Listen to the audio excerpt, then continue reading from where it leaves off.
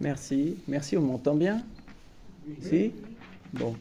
Merci à tous, merci à toi. Vous avez un document écrit, ok?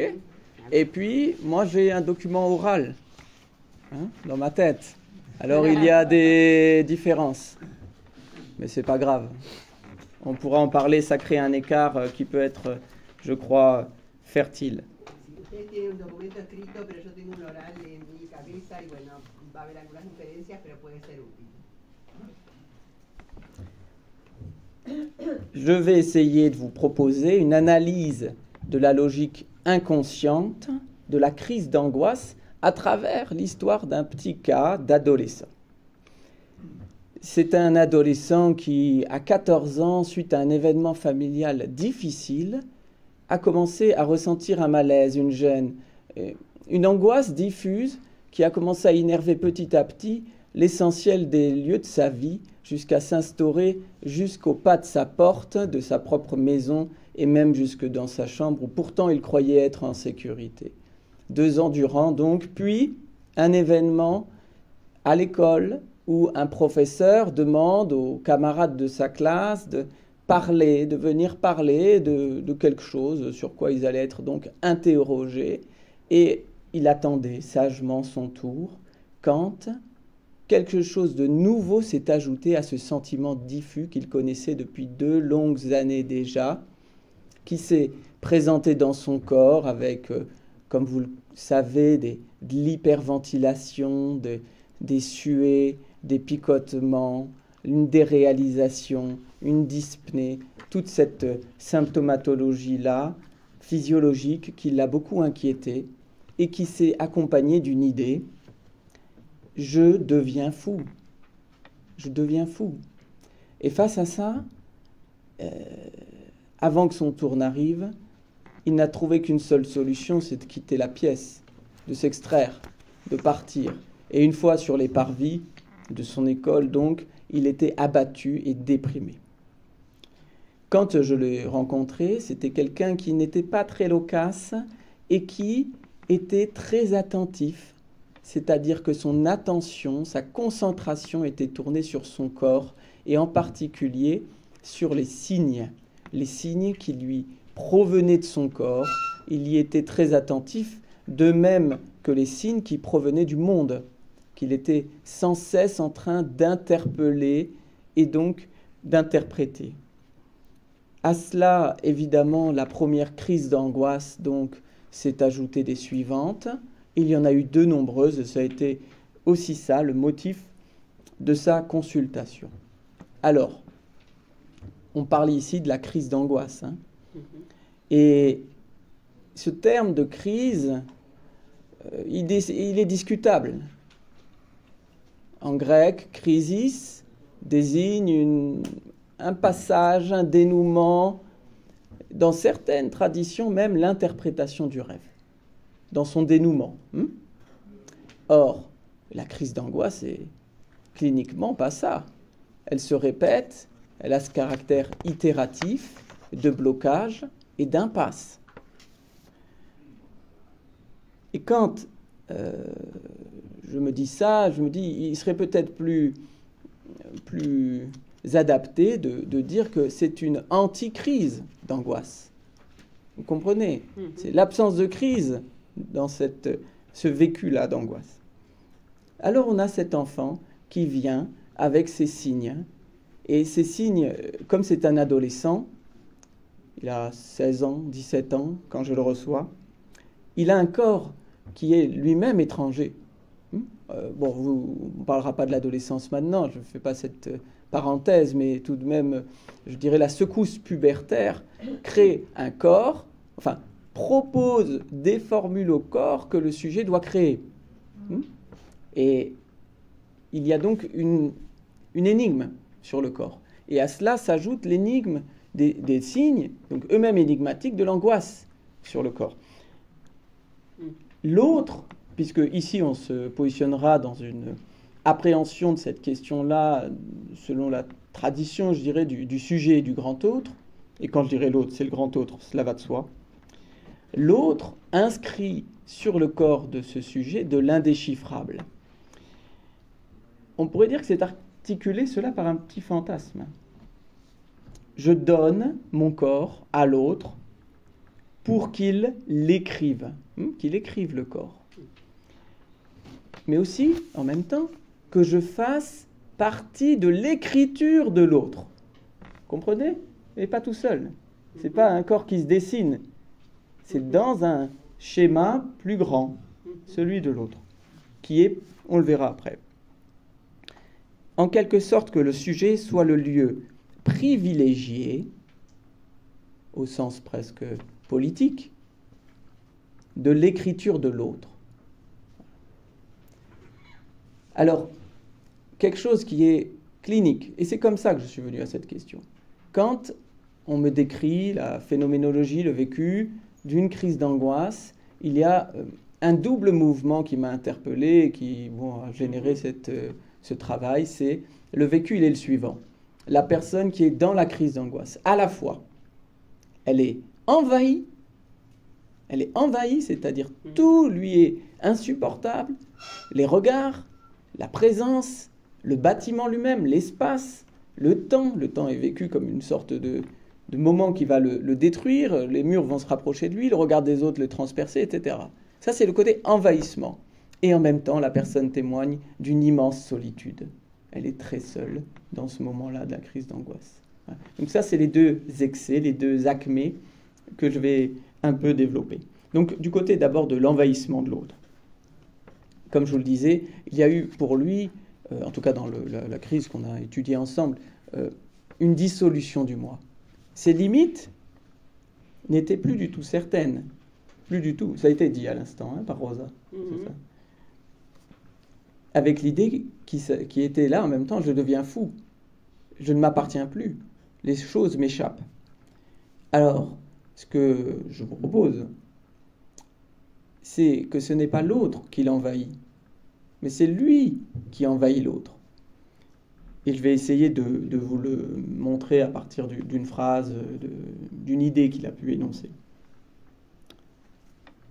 Il a le projet de se réifier en un objet pour l'autre. D'accord ?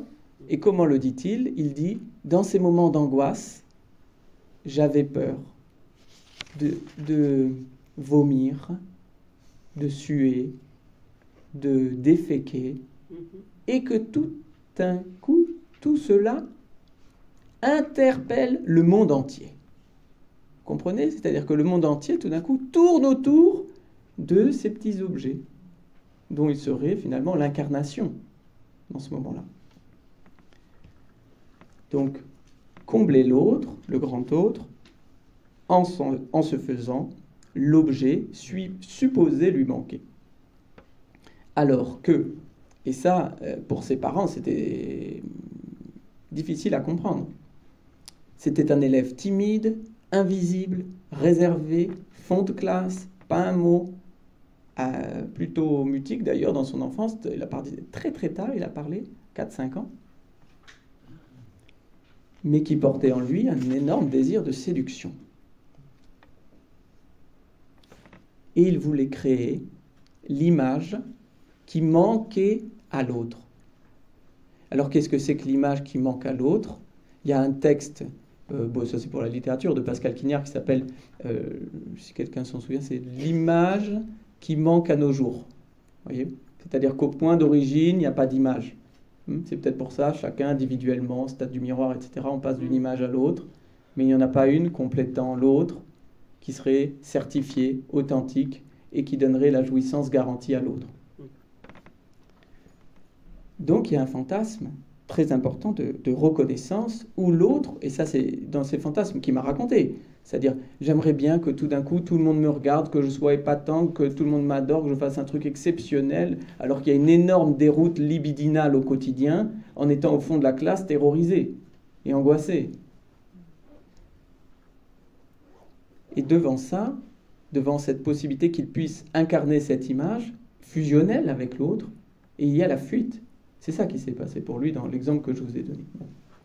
Ça, c'est sur le versant d'envahissement de l'autre. Et il y a l'autre, donc celui de la solitude, de l'absence de l'autre. Dans l'attente anxieuse, bon, l'attente anxieuse, on en parle beaucoup, c'est du vocabulaire courant, hein. Et qu'est-ce que ça signifie?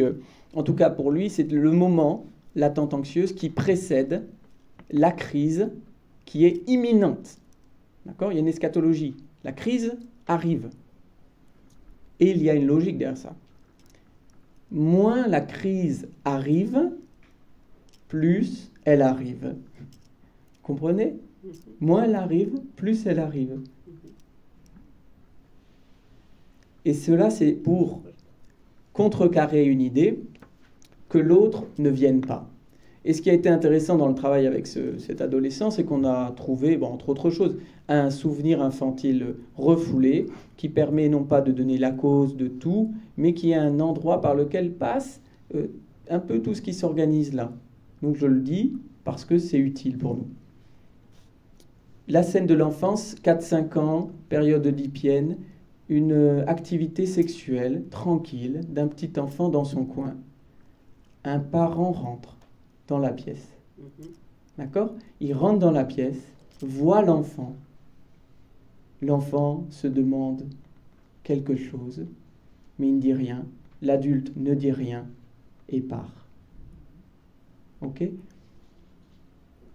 Un vide symbolique énorme. Culpabilité de l'enfant ou pas? Qu'est-ce que je faisais? Qu'est-ce que j'étais en train de faire de mon corps? Et quel regard l'autre porte-t-il dessus? Pas un mot. Et une déroute de l'autre, puisque l'autre est parti, sans un mot. 5 minutes. Bon, j'ai presque fini alors. Non. Presque. Comment dire en espagnol? Quasi. Non, bon, je conclue un peu alors quand même. Sur la crise d'angoisse, donc, qu'est-ce que c'est que la crise d'angoisse? Sa logique inconsciente, c'est à la fois la peur que rien n'arrive et la peur qu'il arrive quelque chose. C'est la tension entre l'autre qui s'éloigne et l'autre qui s'approche. Marcelo Edwards en a parlé sur Schreber hier. C'est la concomitance de l'aliénation et de la séparation. C'est la traversée, ça j'ai José Munoz, on a parlé hier, j'ai repris, la traversée de l'égalité entre le moins 1 et le plus 1. Ok? Dans l'inconscient, il n'y a pas de négation, il n'y a pas de contradiction, hein? N'est-ce pas? Et sur une autre chose que je veux... Parce que la crise d'angoisse, c'est aussi une crise de l'espace. Ça, je vous propose. Hein? C'est un espace délimité, envahi par une présence illimitée. Par la tentative, je vais être plus précis, échouée dans l'angoisse, de mettre l'autre infini dans l'espace exigu du moi. Vous comprenez? Et ça explose. Ça explose, pour Lacan, ça explose l'image spéculaire. Donc c'est vivre en même temps la pénurie. Ça, c'était mon propos. Je voulais réconcilier Freud et Lacan. Vivre en même temps la pénurie de la mère. Vous savez, Freud, c'est le Fordat. L'angoisse est là, hein, pénurie de la mère. Et l'excès maternel, avec le sein qui rentre comme ça, pour Lacan. Donc je voulais essayer de conserver cette articulation entre les deux. Bon, donc ma problématique, c'était qu'est-ce qui rentre en crise dans la crise d'angoisse? Et ma réponse, c'est un vacillement, une perte de confiance dans la logique symbolique absence-présence de l'autre. Et c'est dommage parce que le symbolique, c'est le lieu d'une possible création si le sujet traverse le fantasme dont on parle ici, c'est-à-dire que l'autre doit être comblé par sa présence, que l'autre peut manquer et que cela n'est pas à cause du sujet, c'est pas à cause de lui. Bon, l'analyse peut permettre ce passage fantasmatique afin de faire des crises d'angoisse, des crises décisives, des véritables crises. Voilà, je vous remercie et j'ai fini là maintenant.